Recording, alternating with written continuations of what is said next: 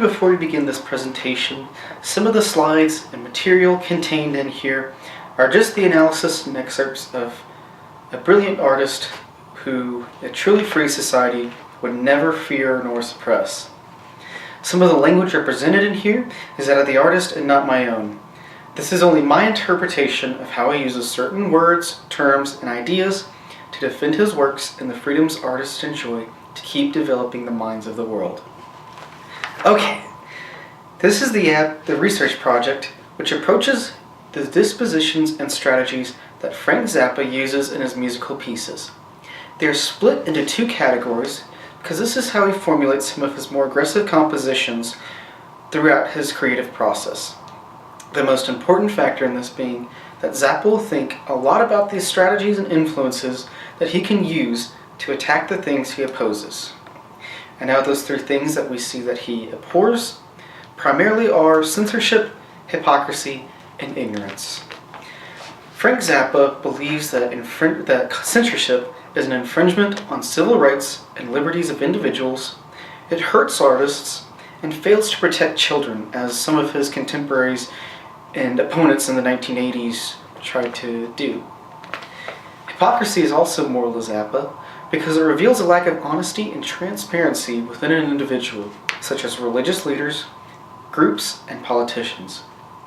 Finally, we see ignorance, which is really more of an interwoven idea that occurs throughout these two other main topics, is an unwillingness to change, experience, or learn. Now, we'll take a look at some examples of censorship in Frank's life, going along through a timeline of events that I find particularly useful when analyzing some of the songs from these times, which usually are very good attacks on censorship. So beginning in 1965, we see that law enforcement officials raid and take a lot of the material that Frank Zappa had in his first ever recording studio, Studio Z. Now, Zappa lost a lot of his intellectual property of that time because of a falsified claim of audio pornography production. Then, in 1985, we see the formation of a group called the Parental Music Resource Center, otherwise known as PMRC. It is a collective of founders, that they refer to themselves as, which were the wives of U.S. congressmen and local Washington businessmen. They intend to prevent musicians from distributing content to children because they think it contains violent, sexual, crude, and or otherwise unsuitable material for young ears. In 1988, the Child Protection and Obscenity Enforcement Act, authored and attached as a rider to the Anti-Drug Abuse Act by Senator Orrin Hatch of Utah. It incriminates the distributors and owners of any property to which anyone may absurdly deem obscene. Now we'll take a look at some examples of hypocrisy in Frank's life, which we see more in individual people as opposed to individual times. We see a lot of politicians and presidents being attacked by Frank Zappa, such as Ronald Reagan and Richard Nixon. For Richard Nixon, we see throughout the 70s, during his presidential terms, and in 1988, the revival of the song "Dickie's Such an Asshole," which describes the villainous character of the president at that time. The latter version also attacks the character of Ronald Reagan as well. We also see him attach Richard Nixon in songs such as "Son of Orange County," and Ronald Reagan in works such as Star Wars work, which was a criticism of the Reagan defense policies, and then Reagan character again, which takes place in "You Are What You Is," etc., etc. He also finds religious groups and leaders very hypocritical as well, such as people like Pat Robertson and Jimmy Swaggart, who were known televangelists at the time of the 80s and 90s. And then finally, we also see certain historical and social movements, such as hippies and flower power, also being very hypocritical elements to Zappa. So now that we've kind of covered the things that he hates, let's take a look at some of the strategies that he uses to fight them. While they may not always be used for these specific purposes, Frank at least finds them very useful for creating content that opposes these three main things that he hates. He also has pre-built templates that he can pull from his repertoire and give new lyrics so that it gets more after specific targets. So one of the first ones we'll take a look at is instrumental tracks, which is generally used for censorship and hypocrisy, satire, which is also used for ignorance and hypocrisy, visual design, which is generally about censorship, and interviews. So censorship, hypocrisy, and ignorance are all covered, as well as maybe just some minor things that he doesn't like or does like. A strategy that he uses, again as we said, was purely instrumental songs and pure visual design. These are some pretty good strategies which are generally start out as artistic expressions which serve as purposes of fighting censorship and hypocrisy, and are things that generally fall under that type of scrutiny. Non-vocal arrangements can show how foolish censorship is when there is no need for it. In the wake of the PMRC congressional hearings, Zappa includes a sarcastic visual design on his albums, concert posters, and film covers, in which he attacks censorship directly and attempts to work within the parameter of government regulation. This album contains material which a truly free society would neither fear nor suppress, as the first sentence on this brightly colored label, standing apart from the black and white album cover of Frank Zappa Meets the Mothers of Prevention. This red and yellow sticker brings in the reader to advise them not of the record's content, but to warn them about the dangers of social and political silencing of dissent or ideas which are dangerous. As you can see, here's the warning label, and you can also find it on your handout. Unfortunately, it's not a very good rendering of it. It's just the best one that I could find from the record. Now, to get into non-vocal or instrumental arrangements that Zappa finds useful, we find the example Orrin Hatch on Skis from the 1988 album Guitar. Senator Orrin Hatch is a Republican senator from Utah and the author of the omnibus drug bill in the same year that we previously mentioned. Attached to the bill is a rider known as the Child Protection and Obscenity Enforcement Act, which allows the prosecution of sound objects on the basis of pornography or obscenity. As Frank says himself, this offers the legal right to stamp out any kind of intellectual activity because there's no legal definition of obscenity. You can't really nail it down, and any person can claim something is obscene. Here's another thing it allows for. Not only the confiscation of property, it allows for the prosecution of the person making it, the person shipping it, and the person receiving it. You don't even have to buy it. If you received it, you can be subject to this law. It is the most broadly written, nefarious piece of legislation I have ever seen. And that is from the Marshall and Frank Zappa interview. Here's the song itself, again from the 1988 album Guitar. It originates from other stage work and evolves into its own melody or composition for this album. About the song itself, it only features Frank as a guitar solo, as he would say. Alone, the melody says very little about censorship itself, but the title of the song references the senator and his actions of contributing to censorship through the imagery of skiing, which could be interpreted as writing. In context, the actual composition is a previously recorded solo from another song, as we mentioned before, and evolves into its own thing.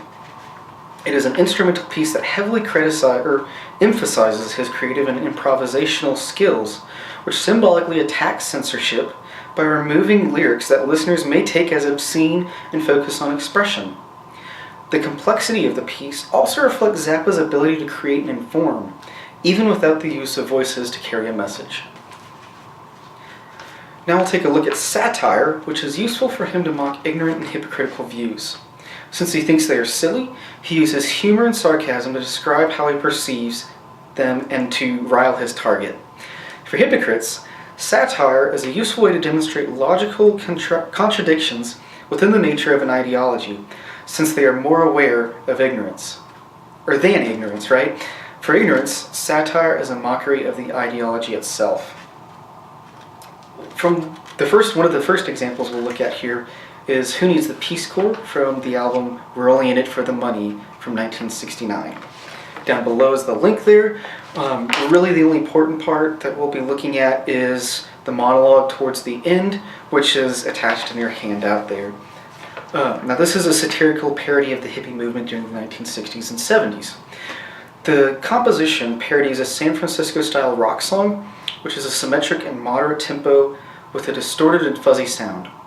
Songs from this Bay Area bohemia also tend to lack any complexity that Zappa really craves.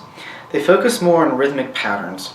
Besides this, the lyrical compositions focus on references to events or people and conformative behaviors of hippies. This is an example of satire used to attack hypocrisy, where the victims may or may not be self-aware of their own actions. The monologue at the end of the song that we'll read really goes after these references and stereotypes. So we'll take a look at the handout. First I'll buy some beads, and then perhaps a leather band to go around my head. Some feathers and bells, and a book of Indian lore. I will ask the Chamber of Commerce how to get to Haight Street, and smoke an awful lot of dope. I will wander around barefoot. I will have a psychedelic gleam in my eye at all times. I will love everyone. I will love the police as they kick the shit out of me on the street. I will sleep. I will go to a house. That's what I will do. I will go to a house where there's a rock and roll band, because the groups all live together. And I will join a rock and roll band. I will be their road manager, and I will stay there with them, and I will get the crabs, but I won't care because... And that's where the song trails off from that and ends into the fade. This use of satire confirms Zappa's stereotyping of flower power. They follow simple routines and patterns instead of originality, which then becomes something that they can be merchandised back towards them. He also uses cynical lyrics, such as "get the crabs" and "smoke a lot of dope," to convey that perhaps the hippies are more selfish than they themselves believe. In some regards, they are possibly ignorant to this as well. Another example of hypocrisy that we see that kind of has layers of it attached to it is in the song Lonesome Cowboy Bird. Now we have two versions of that, one from the film 200 Motels, and then 20 years later as the Swaggart version from The Best Band You Never Heard in Your Life of 1991. Attached are the two links, and we'll read through some of the verse lyrics for them because we'll see a lot of changes there. Now in the film, Texas native Jimmy Carl Black sings the lyrics of the song, which references his own background experiences with other Texans or maybe himself. Black sings the lyrics with a sort of Texas or Southern accent, which reinforces this as a stereotype of Southern and rural Americans who espouse views and acts such as violence against anyone they believe to be a communist. They also work low-pay, high-demand jobs, and certain mannerisms such as word pronunciations and phrases used. One such perverted behavior of the titular character himself, Bert, is to offer drinks and sexual advances to waitresses that he encounters in California when he goes there, which aids Zappa in a new layer of satire for our following edition of the song. But for itself, at the moment, it's essentially an exposition of a group that is ignorant to the social and anthropological ramifications of their behavior and culture. In 1991, with the release of The Best Band You Never Heard in Your Life, Zappa also releases a live performance of Lonesome Cowboy Bird, which mocks the evangelist Jimmy Swaggart and his scandals involving prostitutes and pornography. He changes the name of Bert to Jim and references Swaggart himself, his origins, lewd activities, and phrases. We'll also take a look at the handout for comparison. So it begins originally as, "My name is Bertram, I am a redneck. All my friends, they call me Bert. Hi, Bert. All my family from down in Texas makes their living digging dirt." That sounds pretty typical of a braggadocious cowboy, but the extra layer of satire added on in 1991 is, "My name is Swaggart, I am an asshole. All my friends, they call me Jim. Hi, Jim. I'm from Louisiana, I make lots of money, but I fucked up and committed a sin." So as we can see, there's the two versions there. This version updates with a more exaggerated performance of a Western waltz or a film theme that Zappa would be familiar with for certain parts. In others, it features more of a vocal performance by several members of the band at that time, as well as thoughtful noise responses to certain spoken innuendos, such as when Zappa mentions to band member Ike Willis about spooning till he goos, and there are fart noises or other crude noises throughout. Certainly, this is a good use of satire to mock Southern evangelists, which commit hypocritical acts that are not logically concurrent with their ideological beliefs and promotions of the time. This also overwrites underlying satire with even more, since Zappa has a template already for an event like this, which is kind of amazing that he could think about stuff like that. The same thing that happens with both recordings of Dickie's Such an Asshole. Now, we should also bring up that it seems very central to Frank to use the derogatory term asshole to describe people he truly despises, from Jimmy Swaggart to Richard Nixon. This seems like a natural response, since it is a criticism of a person's innate character, and not necessarily their beliefs. Now, while Frank does not share those beliefs with these individuals, he despises that they force people to follow rigid doctrines when they cannot hold themselves personally accountable to them themselves. Such as when Frank mentions, "But I fucked up and committed a sin." It's kind of a mockery of someone doing something like that. The use of interviews are also an interesting art form or attack which is critical to understanding Frank Zappa's work. Besides music and visual art, Zappa also has a strong verbal communicative acumen, which he carefully employs in interviews. Zappa quotes demonstrate direct and clear communications of ideas or allusions throughout this research project, as we've already seen with some other slides. Other times, the information he withholds are little clues and references to his audiences that the uninitiated do not understand. We'll take a look at one of those examples, such as the article in Acid Rock Magazine or Phi Zappa Krappa, where he deals with two interviewers that are painfully unaware of their own ignorance of how his music works.